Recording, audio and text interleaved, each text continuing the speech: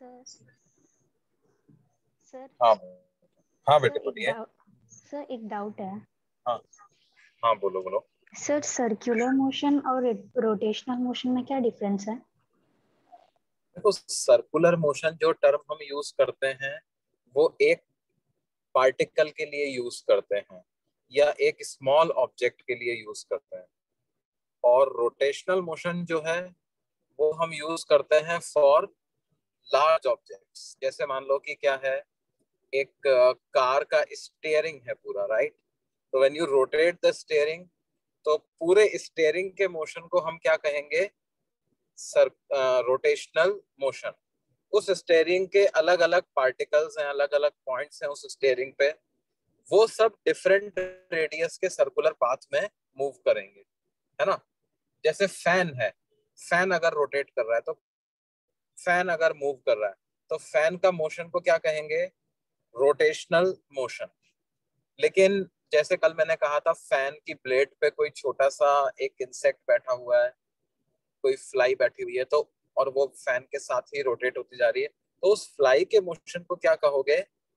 Circular motion. Circular circular motion motion. We associate with the particle जहां पर वो किसी एक रेडियस में घूमता है।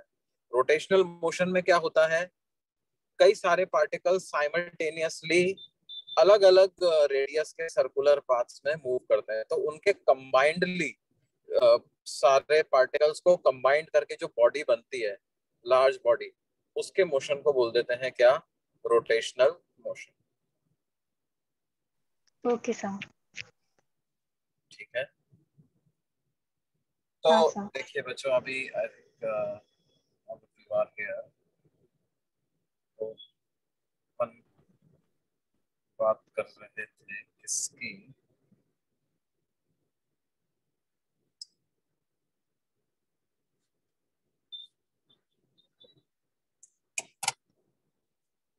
देखिए,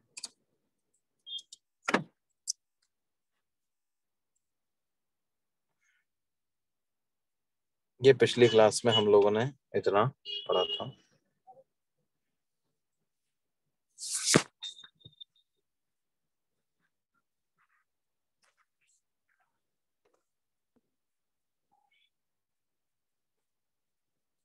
अच्छा, कुछ होमवर्क भी मैंने दिया था, section C and section D of work power energy, वो डिस्कस कर लें क्या बच्चों?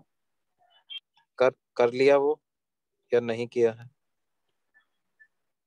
आज केमिस्ट्री का एग्जाम था इसलिए नहीं हो पाया।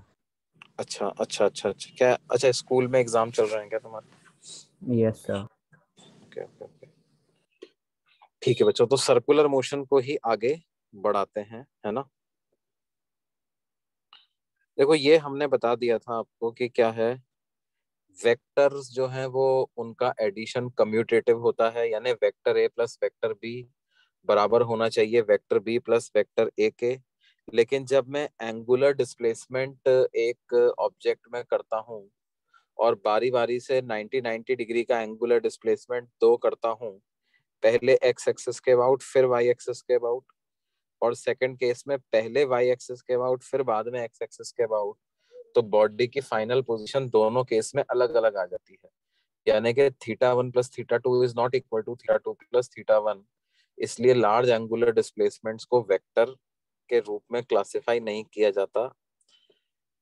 लेकिन यही एंगुलर डिस्प्लेसमेंट अगर छोटा होता, इनफाइनाइटली स्मॉल होता, तो वो vector addition commutative property follow करता। उसको वेक्टर की तरह से ही हम डील करते हैं।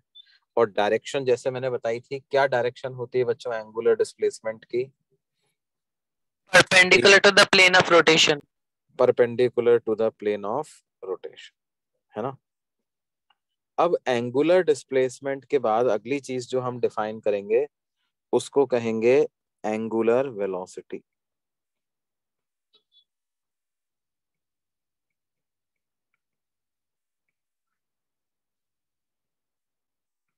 इसका सिंबल होता है ओमेगा, और इसकी एसआई यूनिट होती है रेडियन पर सेकंड। सर जो वो एंगुलर डिस्प्लेसमेंट का यूनिट रेडियन है ना? रेडियन, अब ये एंगुलर वेलोसिटी को दो तरह से कैलकुलेट कर सकते हो आप। इंस्टेंटेनियस एंगुलर वेलोसिटी और दूसरा average angular velocity.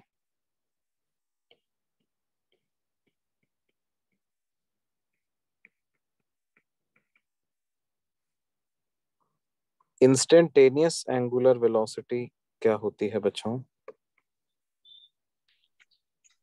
Instantaneous angular velocity को डिफाइन करते हैं sir D theta by D theta by So the rate of change of angular displacement. rate of change of instantaneous rate of change of angular displacement।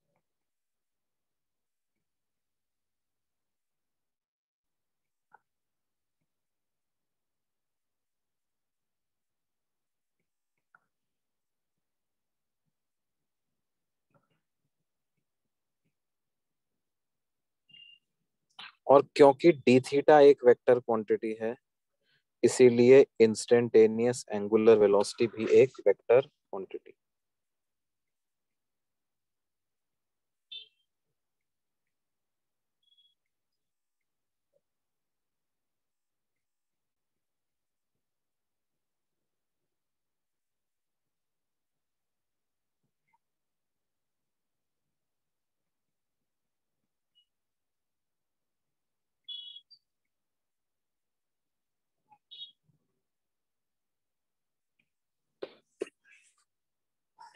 Average angular velocity क्या होती है बच्चों? Average angular velocity तो होती है sir net displacement angular displacement upon time.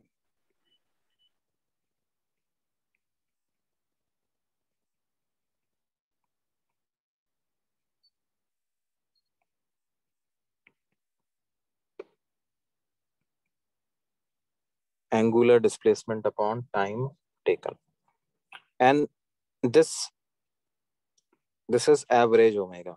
This average omega is not a vector quantity.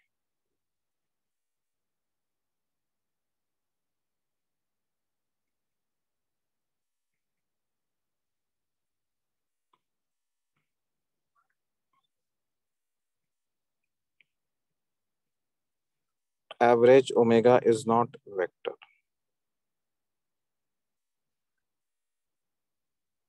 आई बात समझ में बेटा?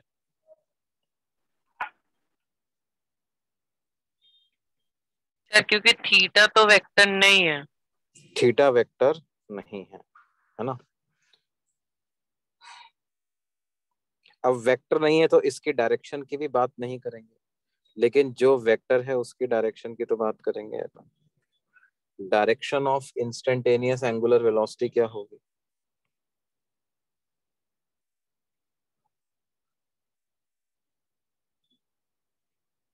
Sir direction of instantaneous angular displacement. बिल्कुल सही। Direction of instantaneous angular velocity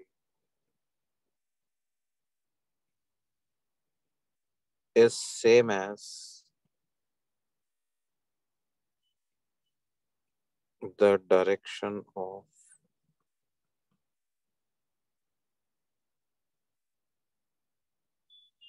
this infinitesimally small angular displacement, that is perpendicular to the plane of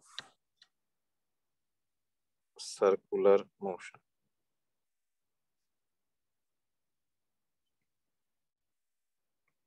या perpendicular to the plane of d theta, perpendicular to the plane of d theta।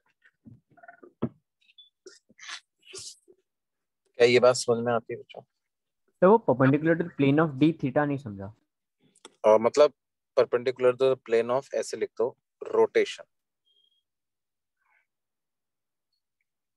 Okay sir. Rotation of position vector.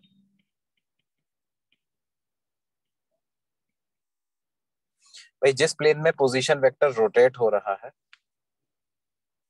वो जो D theta angle बनेगा वो उसी plane में बनेगा ना बेटा। Yes sir.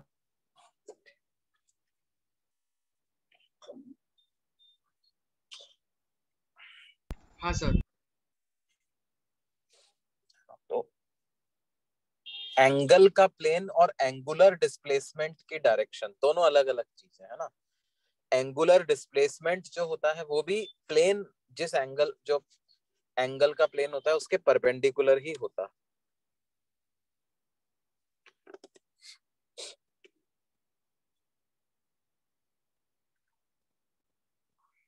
जैसे मान लो क्या है, particle is moving in a circular path like this. तो what is the direction of omega vector?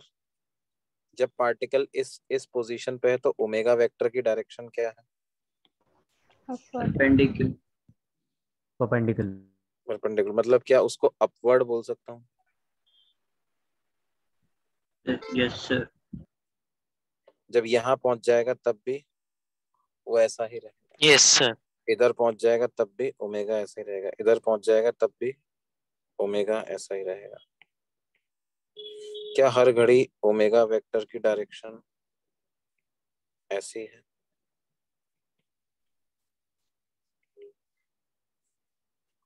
और अगर अगर पाथ इस तरह का हो जाता पार्टिकल का, ऐसा नीचे की तरफ। नीचे की। तो ओमेगा वेक्टर की डायरेक्शन ऐसे नीचे की तरफ आ जाती। At all instants of time क्या ओमेगा वेक्टर की डायरेक्शन ऐसे नीचे की तरफ आ जाती है? इससे तो मतलब डी थीटा और ओमेगा का डायरेक्शन सेम होता है। डी थीटा और ओमेगा का डायरेक्शन सेम होता है, यही तो बात सर है। ये राइट हैंड रूल जैसा है ना?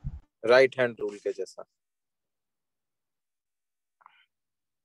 देखो ये हमने यहाँ पे लिखाया है ना, direction of instantaneous angular velocity is same as direction of d theta vector.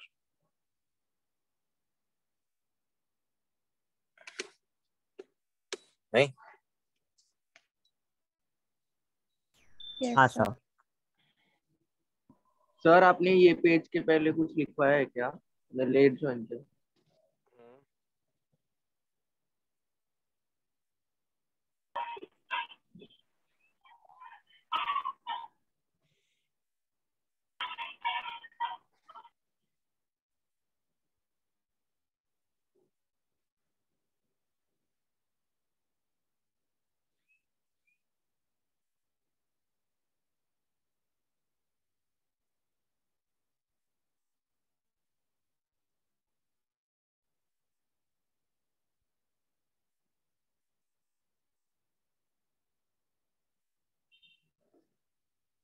हाँ, क्या क्या बोल रहे हो बेटे?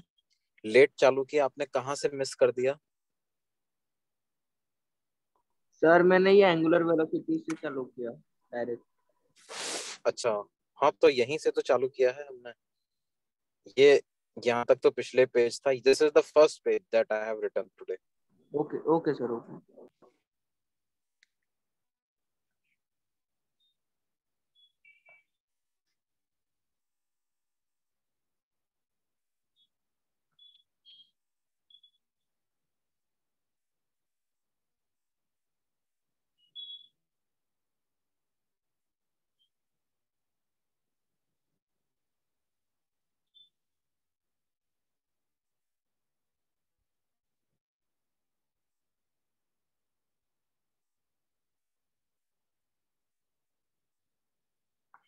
ये नोट कर लिया बच्चों सबने?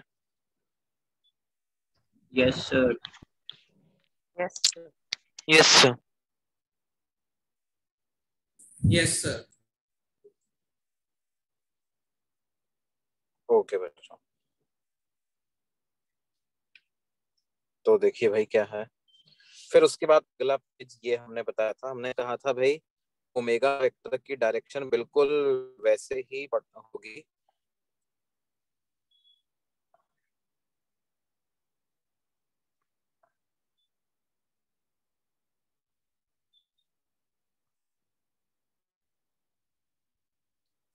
ओमेगा वेक्टर की डायरेक्शन वैसे ही होगी जो कि डी थीटा वेक्टर की डायरेक्शन होगी।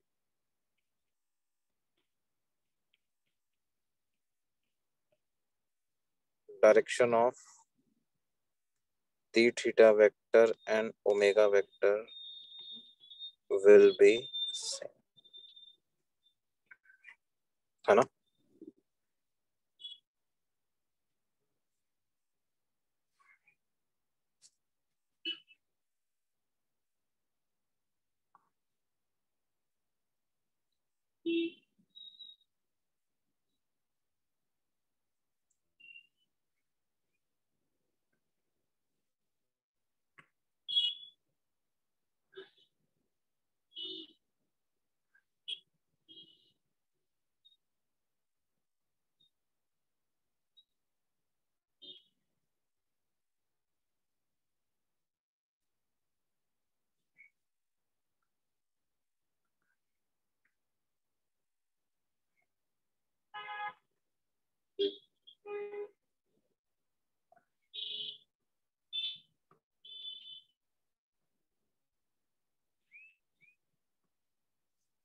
ये बात समझ में आती है बच्चों? हाँ सर।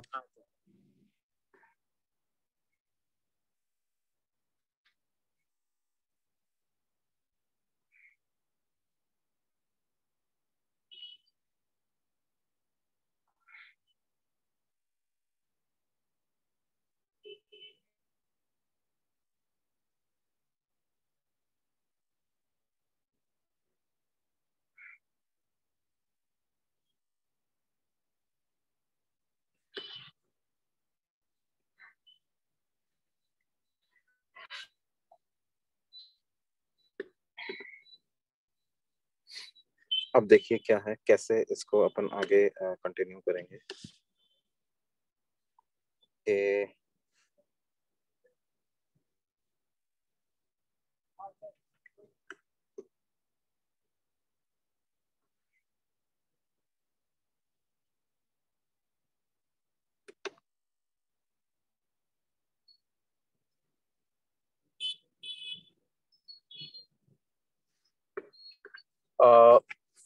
हम एक चीज और डिफाइन करते हैं जिसको बोलते हैं एंगुलर एक्सेलरेशन। क्या बच्चों? Angular acceleration. ये एंगुलर एक्सेलरेशन क्या होता है? इसका सिंबल होता है अल्फा।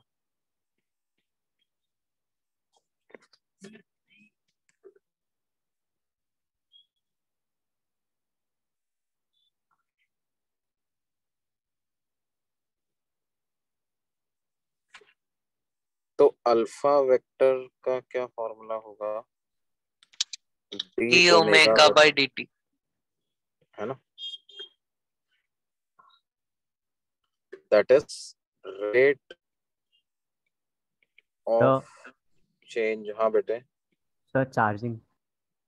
हाँ यार, एक मिनट। एंगुलर वेलोसिटी,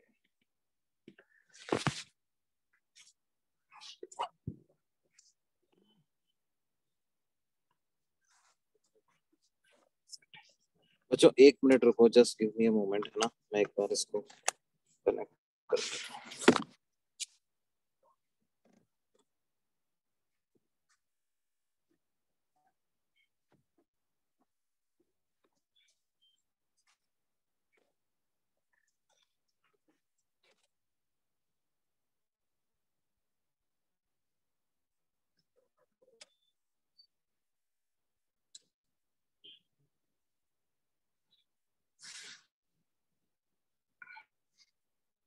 बच्चों मैं एक ये मीटिंग को 5 मिनट में रीस्टार्ट कर रहा हूँ, ठीक है।